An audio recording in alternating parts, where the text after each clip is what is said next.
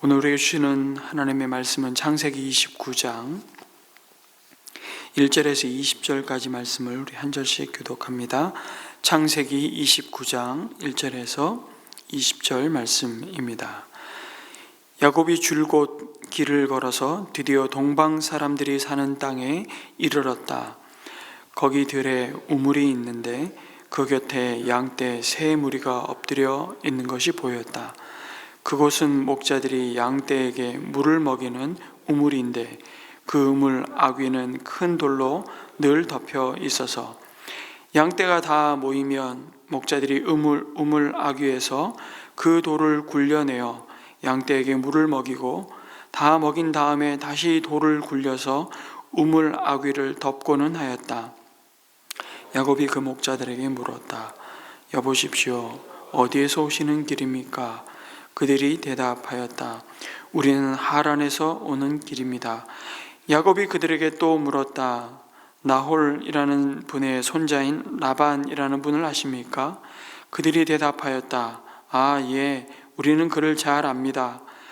야곱이 또 그들에게 물었다. 그분이 평안하게 지내십니까? 그들이 대답하였다. 잘 삽니다. 아, 마침 저기 그의 딸 라헬이 양떼를 몰고 옵니다. 야곱이 말하였다. 아직 해가 한창인데 아직은 양떼가 모일 때가 아닌 것 같은데 양떼에게 물을 먹이고 다시 풀을 뜯기러 나가야 하지 않습니까? 그들이 대답하였다. 그렇지 않습니다. 양떼가 다 모일 때까지 기다렸다가 양떼가 다 모이면 우물 아귀의 돌을 굴려내고서 양떼에게 물을 먹입니다. 야곱이 목자들과 말하고 있는 사이에 라헬이 아버지의 양떼를 이끌고 왔다. 라헬은 양떼를 치는 목동이다. 야곱이 외삼촌 라반의 딸 라헬과 그가 치는 외삼촌의 양떼를 보고 우물 아귀에서 돌을 굴려내어 외삼촌의 양떼에게 물을 먹였다. 그리고 나서 야곱은 라헬에게 입을 맞추고 기쁜 나머지 큰 소리로 울면서 라헬의 아버지가 자기의 외삼촌이라는 것과 자기가 리브가의 아들이라는 것을 라헬에게 말하였다. 라헬이 달려가서 아버지에게 이 사실을 말하였다. 라반은 누이의 아들 야곱이 왔다는 말을 듣고서 그를 만나러 곧장 달려와 그를 보자마자 껴안고서 입을 맞추고 자기 집으로 데리고 갔다. 야곱은 지금까지 있었던 일들을 라반에게 다 말하였다. 말을 듣고 난 라반은 야곱에게 말하였다. 너는 나와 한 피부치이다. 야곱이 한 달을 라반의 집에 머물러 있었을 때 라반이 그에게 말하였다. 내가 나의 조카이긴 하다만 나의 일을 거저 할 수는 없지 않느냐. 너에게 어떻게 보수를 주면 좋을지 너의 말을 좀 들어보자. 라반에게는 두 딸이 있었다. 맏딸의 이름은 레아이고 둘째 딸의 이름은 라헬이다. 레아는 눈매가 부드럽고 라헬은 몸매가 아름답고 용모도 예뻤다. 야곱은 라헬을 더 사랑하였다. 그래서 그는 제가 7년 동안 외삼촌 일을 해드릴 터이니 그때에 가서 외삼촌의 작은 딸 라헬과 결혼하게 해주십시오 하고 말하였다. 그러자 라반이 말하였다. 그 아이를 다른 사람과 짝지어 주는 것보다 너에게 짝지어 주는 것이 더 낫겠다. 그러면 여기서 나와 함께 살자. 야곱은 라헬을 아내로 맞으려고 7년 동안이나 일을 하였지만 라헬을 사랑하기 때문에 7년이라는 세월을 마치 며칠같이 느꼈다. 아멘.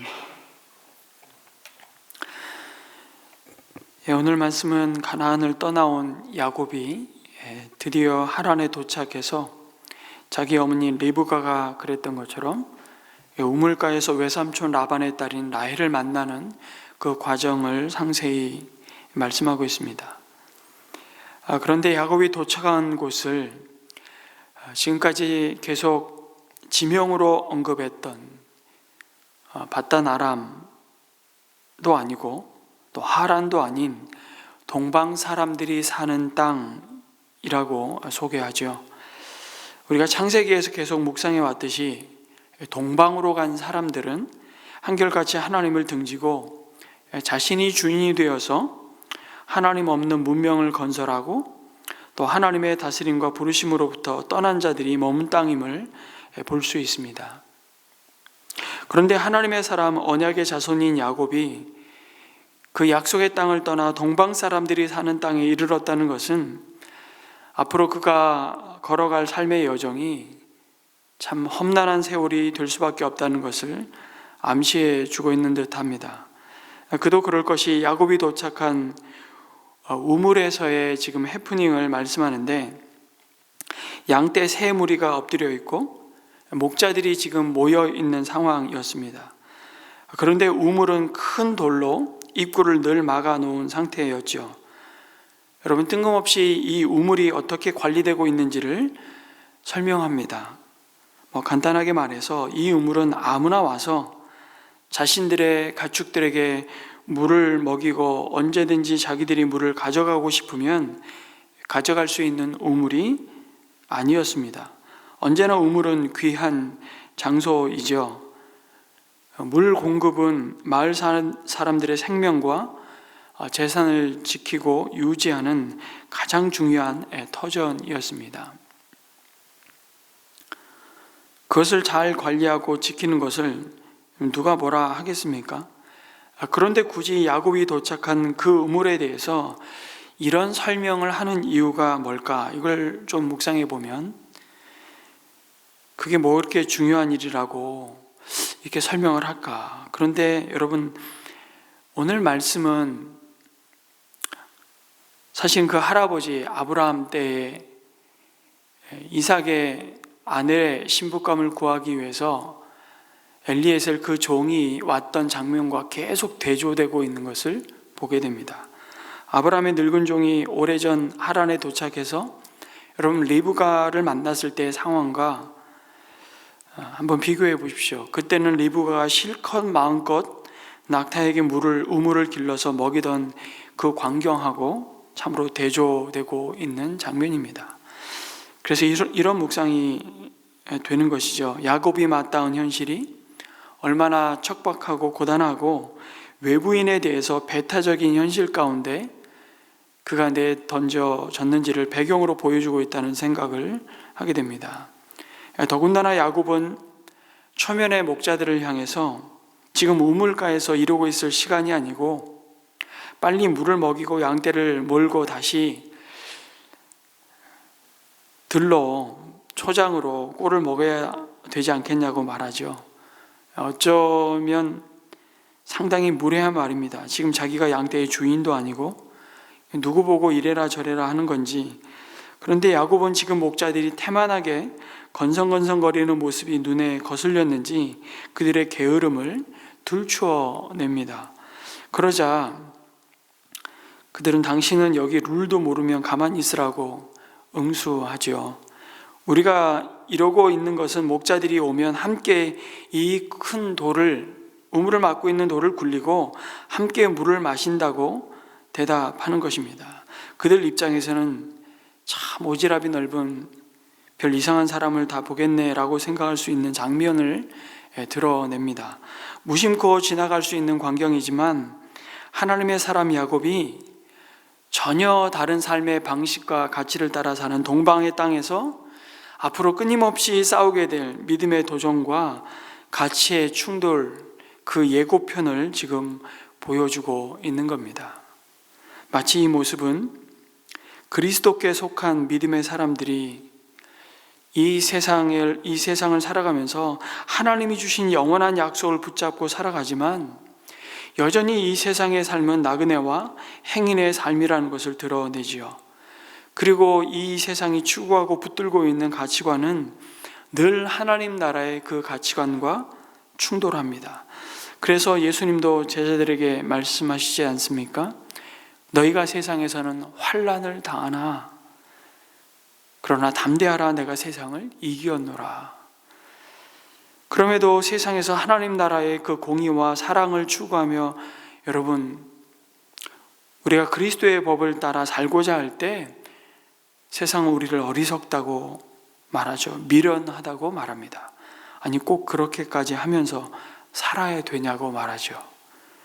오른뺨을 치거든 왼뺨을 돌려대고 누가 억지로 오리를 가자고 하면 심리를 함께 동행해주고 자비와 긍휼을 베푸는 삶을 살면 그럼에도 쪼다갔다고 바보 취급당하는 세상입니다.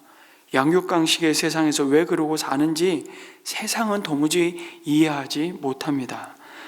그런데 결과적으로는 여러분, 그 구별된 삶을 통해 하나님은 사람을 바꾸시고 세상을 변화시켜 오셨고 그렇게 변화시킬 것입니다.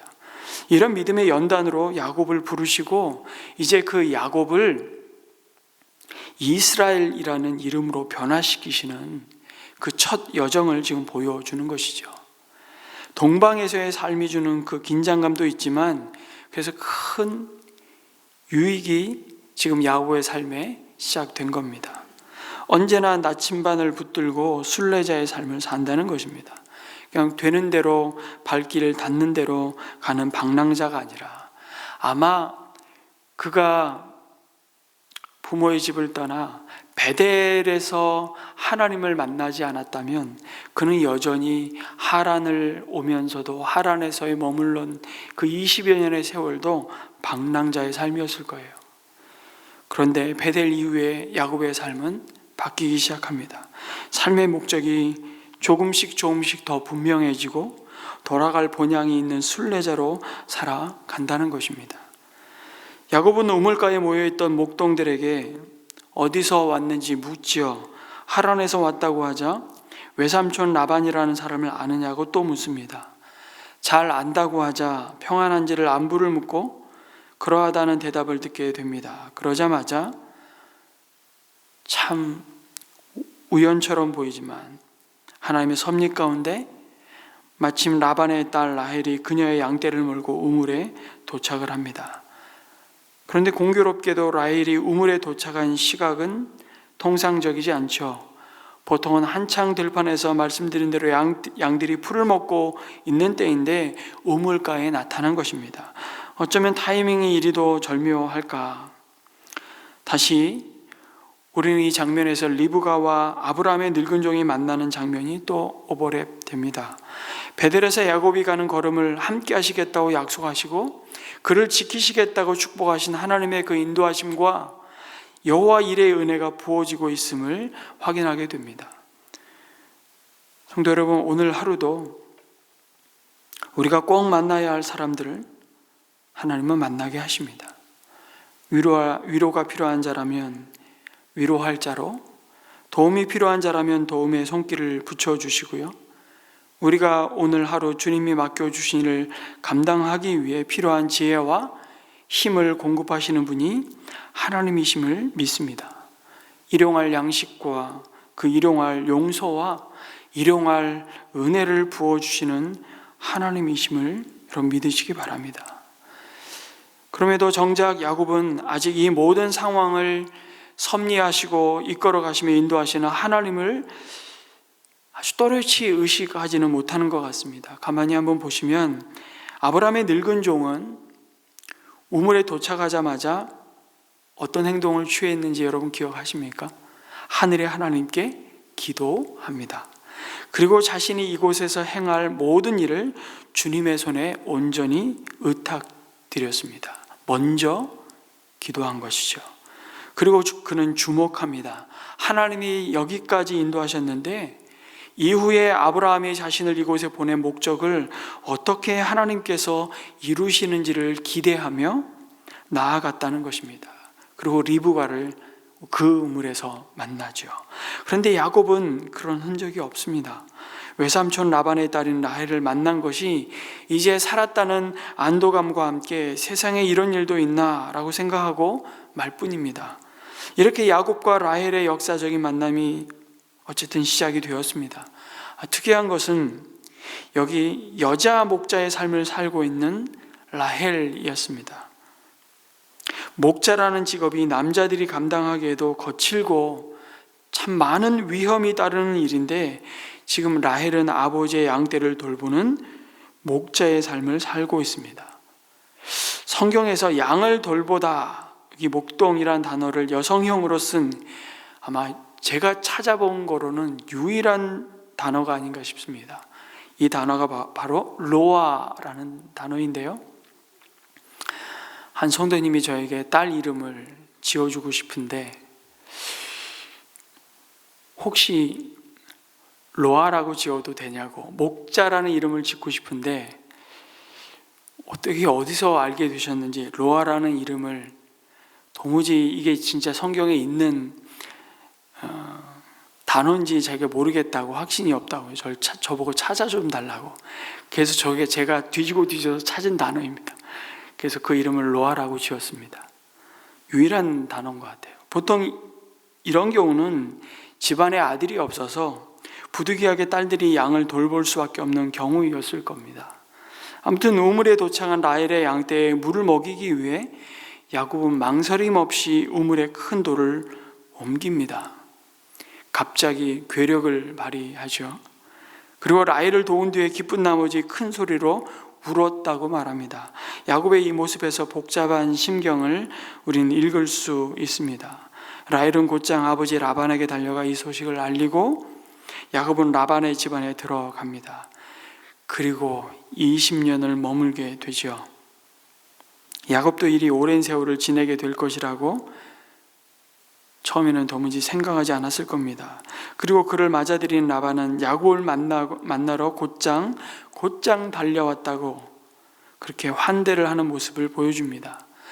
그러나 아브라함의 종을 맞을 때와 자기 여동생 리브가를 시집 보낼 때 아브라함의 종 엘리에셀이 얼마나 여러 마리의 낙타를 이끌고 지창금을 준비해서 왔습니까? 아마 라반이 자기 여동생 리브가의 아들이 왔다는 소식을 듣고 또 신부감을 구하러 왔구나 싶어서 달려갔는데 전혀 뜻밖의 상황을 라반이 보게 된 것이죠. 그때와 사뭇 다른 분위기를 감지했을 겁니다. 라반은 거부 이삭의 아들이 왔고 내심 자기 여동생의 소식과 함께 이번에도 큰 몫을 기대했을 것입니다. 그런데 야곱의 상황이 그야말로 몸뚱아리 하나만 건사하고 도망자 신세로 온 겁니다. 그렇게 한 달을 외삼촌 집안에서 머물게 되자 라반은 넌지시 야곱을 위하는 것처럼 내가 너를 아무런 보수를 주지 않고 일을 시킬 수는 없지 않느냐 하면서 야곱의 노동력을 이용해서 자신의 필요를 채워보겠다는 딜을 하죠. 라헬이 목자로서 일을 하고 있는 것을 보니 그 어느 집안보다 남자 노동력이 아마 절실히 필요했던 집이었습니다. 서로 상부상조한다는 마음으로 야곱은 잘 됐다는 생각에 그의 속마음을 여과 없이 라반에게 얘기합니다. 사실은 따님 라헬과 결혼하고 싶습니다. 그 사이 눈이 맞았습니다. 그럴 수 있습니다. 여러분, 야곱의 나이가 적지 않은 나이입니다. 이미 혼기를 놓쳐도 한참 되었습니다. 그리고 부모님을 통해서 하란으로 가서 신부감을 구하라고 그 말을 듣고 오지 않았습니까? 얼마나 야곱의 마음이 급했겠습니까? 빨리 신부를 구해서 다시 돌아가는 꿈만 꾸었을 겁니다. 비록 결혼 지참금으로 당장 지불할 돈도 없지만 그럴 형편도 안 된다는 것은 서로가 이제 다 압니다. 야곱이 제시할 수 있는 조건이 하나밖에 없잖아요. 몸으로 때우는 것입니다. 그리고 라헬을 얻기 위해서 7년을 외삼촌 집에서 일하겠다는 것입니다.